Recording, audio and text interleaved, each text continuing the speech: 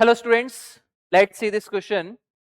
In question we have given as shown in the figure, a metallic rod of linear density 0.45 kg per meter is lying horizontally on a smooth inclined plane which makes an angle of 45 degree with the horizontal. The minimum current flowing in the rod required to keep it stationary, ये rest पर रहे, उसके लिए कितना current flow होना चाहिए इसमें?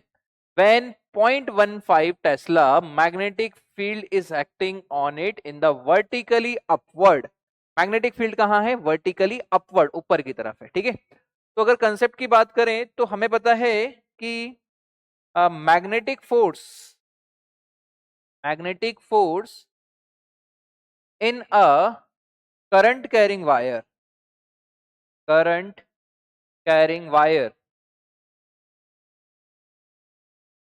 जो मैग्नेटिक फोर्स होता है वो होता है B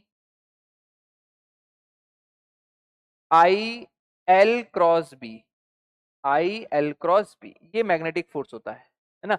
I L cross B, this is the magnetic force. ठीक है, डायरेक्शन एल क्रॉस बी की तरफ. ठीक है, आई एल क्रॉस बी भी बोल देते हैं उसे. तो ये हमारा मैग्नेटिक फोर्स होता है. अब देखिए यहां पर अगर हम बात करें, थोड़ा सा डायग्राम को मैं स्पेसिफिक डायग्राम बनाता हूं इंक्लाइन प्लेन पर. तो हमने कहा ये एक इंक्लाइन प्लेन है. इंक्लाइन प्लेन पर एंगल जो है 45 डिग्री है और ये हमारा एक वायर है. दिस इज आवर वायर का सिलिंड्रिकल पार्ट में आपको दिखा रहा हूं, मतलब सर्कुलर पार्ट में दिखा रहा हूं. सिलेंडर है लेकिन सिलेंडर को शो नहीं कर सकते प्लेन में, तो हमने ये एक वायर का सर्कुलर पार्ट आपको दिखाई देगा. ठीक है, अब देखिए इसमें लगने वाले फोर्सेस की बात करें तो इस पर मैग्नेटिक फील्ड कहां लग रहा है? इसके ऊपर, ऊपर की तरफ लग रहा है. किसकी तरफ? ऊपर की तरफ. ये बी है. ठीक है, अब फोर्सेस की बात करें, लगने वाले फोर्सेस, तो कौन कौन से फोर्सेस लग रहे होंगे? एक तो mg लग रहा होगा, एक इस पर नॉर्मल लग रहा होगा, this is the direction of normal. अब कंपोनेंट देखें तो ये एंगल थीटा, तो this component is mg cos theta और ये कंपोनेंट क्या हो जाएगा? mg sin theta. ठीक है, अब इस mg sin थीटा को ही एक फोर्स जो है जिसे नाम दिया है मैग्नेटिक फोर्स, वो बैलेंस कर रहा होगा, तभी तो ये जो वायर है ये नहीं चल रहा है. ठीक है, तो अब मैग्नेटिक फोर्स निकालने के लिए या मिनिमम करंट निकालने के लिए हमें मैग्नेटिक फील्ड के भी कंपोनेंट करने पड़ेंगे. तो हमने कहा हमारे पास ये एंगल थीटा है, तो ये एंगल कितना होगा? थीटा.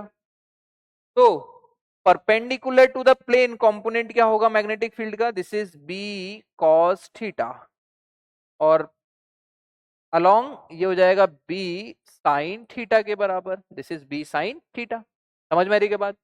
तो हमारे पास दो कंपोनेंट हो गए, एक तो बी कॉस थीटा, एक बी साइन थीटा, ऐसा हम बोल सकते हैं. अब वायर की डायरेक्शन की बात करें, करंट जो फ्लो हो रही होगी, करंट हम कह सकते हैं ऐसे फ्लो हो रही है, दिस इज करंट. ठीक है, अब इसको रोकने वाला फोर्स कौन सा होगा? तो हम एल क्रॉस बी कर रहे हैं ना, तो एल इस डायरेक्शन में है, बी ऊपर है, ये हमारा एल कहां है? अंदर. बी कॉस थीटा कहां है? तो ये B L IDL cross B, तो ये ऊपर की तरफ लगेगा, है भाई. तो हम कह सकते हैं इसमें जो मैग्नेटिक फोर्स लग रहा होगा ऊपर की तरफ, which is F magnetic force 1, इसके कारण भी लग रहा होगा, लेकिन उसकी डायरेक्शन क्या होगी तो हम देखते हैं. तो ये है हमारा L, this is L. B, तो ये नीचे की तरफ लग रहा होगा, मतलब इसके कारण जो मैग्नेटिक फोर्स लग रहा होगा वो ऐसे लग रहा होगा, Fm2. इसकी वैल्यू होगी B sine theta L into I, और इसकी वैल्यू कितनी होगी? This is B cos theta into L into I, B I L के बराबर. समझ में आ रही के बाद? अब ये बैलेंस्ड है, दैट मीन्स ये जो कंपोनेंट ऑफ फोर्सेस हैं ये क्या हुए होंगे? जीरो, मतलब net force along the incline plane की तरह होगा जीरो. तो हमें वही करना है, for balance mg sine theta को बैलेंस कर रहा होगा बी आई एल, तो B cos theta into current into length. Solve कर लेते हैं, तो ये आ जाएगा mg sine theta upon cos theta tan theta upon L, ये हो जाएगी हमारी करंट, और मैग्नेटिक फील्ड भी है बी. तो करंट निकालना है तो वैल्यू को पुट करते हैं, मास कितना दिया है, मास नहीं दिया, लेकिन मास अपॉन लेंथ दिया है, मतलब डेंसिटी दी है मास बाय लेंथ।